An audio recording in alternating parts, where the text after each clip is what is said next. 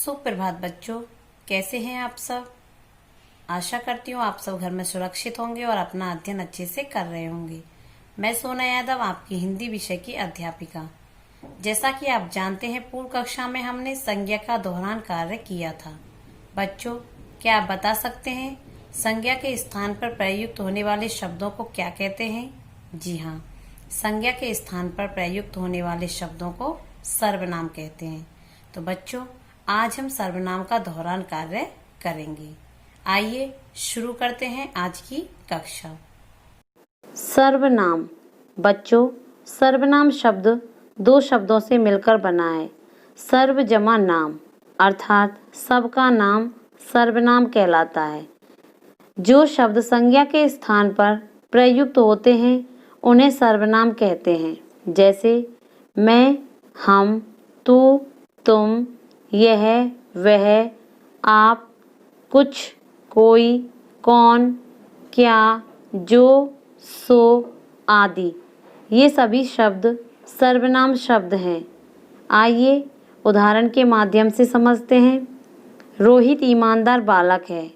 वह प्रतिदिन विद्यालय जाता है। उसका विद्यालय उसके घर के पास ही है। बच्चों, प्रथम वाक्य में रोहित शब्द संज्ञा शब्द है। अन्य वाक्यों में रोहित के स्थान पर वह, उसका, उसके शब्दों का प्रयोग किया गया है ताकि संज्ञा शब्द रोहित की पुनरावृत्ति न हो। बच्चों, ये सभी शब्द जो संज्ञा के स्थान पर प्रयुक्त हुए हैं वे सर्वनाम कहलाते हैं और इनके द्वारा भाषा में सुंदरता आ जाती है। सर्वनाम के भेद। बच्चों, जैसा कि आप जानते हैं, सर्वनाम के 6 भेद होते हैं। पहला है पुरुषवाचक सर्वनाम, दूसरा है निश्चयवाचक सर्वनाम, तीसरा है अनिश्चयवाचक सर्वनाम, चौथा है संबंधवाचक सर्वनाम, पांचवा है प्रश्नवाचक सर्वनाम और छठा है निजवाचक सर्वनाम। सर्वनाम का पहला भेद, पुरुषवाचक सर्वनाम। ऐसे सर्वनाम शब्द जो बोलने वाले, सुनने वाले और जिसके विषय में कहा जाए उनके लिए प्रयोग में लाए जाने वाले सर्वनाम पुरुषवाचक सर्वनाम कहलाते हैं। अर्थात ऐसे सर्वनाम शब्द जो वक्ता, श्रोता एवं अन्य के लिए प्रयोग किए जाते हैं वे पुरुषवाचक सर्वनाम कहलाते हैं। जैसे मैं, हम, तू, तुम, वह, वे आदि। पुरुषवाचक सर्वनाम के भेद। पुरुषवाचक सर्वनाम के 3 भेद होते हैं। पहला है उत्तम पुरुषवाचक सर्वनाम, दूसरा है मध्यम पुरुषवाचक सर्वनाम और तीसरा है अन्य पुरुषवाचक सर्वनाम। पहला भेद है उत्तम पुरुषवाचक सर्वनाम। जिन सर्वनाम शब्दों का प्रयोग बोलने वाला या लिखने वाला अपने लिए करता है उन्हें उत्तम पुरुषवाचक सर्वनाम कहते हैं। अर्थात जिन सर्वनाम शब्दों का प्रयोग वक्ता स्वयं के लिए करता है उन्हें उत्तम पुरुषवाचक सर्वनाम कहते हैं। जैसे मैंने उसका गाना सुना, हमने पत्र लिखा, मैं पढ़ रहा हूँ। इन वाक्यों में मैं, मैंने, हम, हमने, मुझे, मेरा, हमारा, हमसे आदि शब्द उत्तम पुरुषवाचक सर्वनाम हैं। दूसरा भेद है मध्यम पुरुषवाचक सर्वनाम। जिन सर्वनाम शब्दों का प्रयोग सुनने वाले के लिए किया जाता है अर्थात श्रोता के लिए किया जाता है उन्हें मध्यम पुरुषवाचक सर्वनाम कहा जाता है। जैसे तू कल किस समय आएगा, तुमने ठीक ही सुना, तुम्हारा गाना सुन रहा हूँ। बच्चों, इन वाक्यों में तू, तुमने, तुम्हारा, तुम, आप, आपने, आपकी मध्यम पुरुषवाचक सर्वनाम हैं। तीसरा भेद है अन्य पुरुषवाचक सर्वनाम। जिन सर्वनाम शब्दों का प्रयोग वक्ता या श्रोता किसी अन्य व्यक्ति के लिए करता है अर्थात बोलने वाला या सुनने वाला किसी तीसरे के बारे में बात करता है उसे अन्य पुरुषवाचक सर्वनाम कहते हैं। जैसे वह आकर सो गई, उन्हें खाना खिलाओ, वे उधर जा रहे थे। बच्चों, इन वाक्यों में वह, उन्हें, वे, उसे, उन्होंने, उनको, इनसे, इनके लिए आदि शब्द अन्य पुरुषवाचक सर्वनाम हैं। सर्वनाम का दूसरा भेद, निश्चयवाचक सर्वनाम। जो सर्वनाम शब्द किसी निश्चित वस्तु, व्यक्ति या घटना आदि की ओर संकेत करे उसे निश्चयवाचक सर्वनाम कहते हैं। बच्चों, निश्चयवाचक सर्वनाम को संकेतवाचक सर्वनाम भी कहते हैं। जैसे यह नवल किशोर का मकान है, यह मेरी पुस्तक है। बच्चों, इन वाक्यों में यह, ये, वे निश्चयवाचक सर्वनाम शब्द हैं। सर्वनाम का तीसरा भेद, अनिश्चयवाचक सर्वनाम। जिन सर्वनाम शब्दों से किसी निश्चित वस्तु, व्यक्ति या घटना का पता नहीं चलता उन्हें अनिश्चयवाचक सर्वनाम कहते हैं।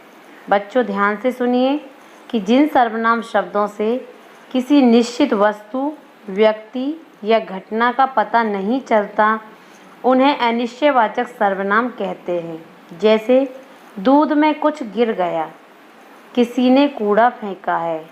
इन वाक्यों में किसी, कोई, कुछ अनिश्चयवाचक सर्वनाम हैं। सर्वनाम का चौथा भेद, जिन सर्वनाम शब्दों से वाक्य में आए किसी दूसरे सर्वनाम से उनके संबंध होने का पता चलता है उन्हें संबंधवाचक सर्वनाम कहते हैं। जैसे जो मेहनत करता है वह सफल होता है। दूसरा उदाहरण है, जो जैसा करेगा सो वैसा फल पाएगा। बच्चों, इन वाक्यों में जो, सो, जैसा, वैसा संबंधवाचक सर्वनाम शब्द हैं। सर्वनाम का पांचवा भेद, प्रश्नवाचक सर्वनाम। जिन सर्वनाम शब्दों से किसी प्राणी, व्यक्ति, वस्तु और कार्य का आदि के विषय में प्रश्न किया जाता है उसे पुरुषवाचक सर्वनाम कहते हैं। जैसे तुम्हारा नाम क्या है, तुम कहाँ जा रहे हो, शोर कौन मचा रहा है। बच्चों, इन वाक्यों में क्या, कहाँ, कौन, किसके, किसको आदि शब्द प्रश्नवाचक सर्वनाम हैं। सर्वनाम का छठा भेद, निजवाचक सर्वनाम। जिन सर्वनाम शब्दों का प्रयोग कर्ता के साथ अपनापन बतलाने के लिए किया जाता है उन्हें निजवाचक सर्वनाम कहते हैं। जैसे मैंने उत्तर स्वयं निकाला, वह खुद चला जाएगा, उसने अपने आप खाना बनाया। बच्चों, इन वाक्यों में स्वयं, खुद, आप, अपने आप ये शब्द निजवाचक सर्वनाम हैं। तो बच्चों, मुझे आशा है कि आपको सर्वनाम के भेद अच्छे से समझ में आ गए होंगे। बच्चों, अब हम अपने कक्षा कार्य की तरफ चलते हैं। सबसे पहले पाठ का नाम लिखेंगे। पाठ 12 सर्वनाम। दोहरान कार्य। दिनांक लिखेंगे 19/10/2020। कक्षा कार्य। प्रश्न है हमारा, निम्नलिखित वाक्यों में प्रयुक्त सर्वनाम शब्दों को रेखांकित कर उनके भेदों के नाम लिखिए। बच्चों, यहाँ हमने सर्वनाम लिख कर उनके भेदों को लिखा है जो इस प्रकार हैं।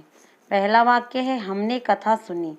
इस वाक्य में हमने शब्द उत्तम पुरुषवाचक सर्वनाम है। दूसरा वाक्य है, मैं गुलाब जामुन खाऊंगी। इस वाक्य में मैं उत्तम पुरुषवाचक सर्वनाम है। तीसरा वाक्य है, नेहा किसके साथ जाएगी। इस वाक्य में किसके शब्द प्रश्नवाचक सर्वनाम है। चौथा वाक्य है, कोई उस ओर गया। इस वाक्य में कोई शब्द अनिश्चयवाचक सर्वनाम है। पांचवा वाक्य है, मैंने उत्तर स्वयं निकाला। इस वाक्य में स्वयं शब्द निजवाचक सर्वनाम है। छठा वाक्य है, दादाजी के साथ कौन जा रहा है। इस वाक्य में कौन शब्द प्रश्नवाचक सर्वनाम है। सातवां वाक्य है, खीर में कुछ गिर गया। इस वाक्य में कुछ शब्द अनिश्चयवाचक सर्वनाम है।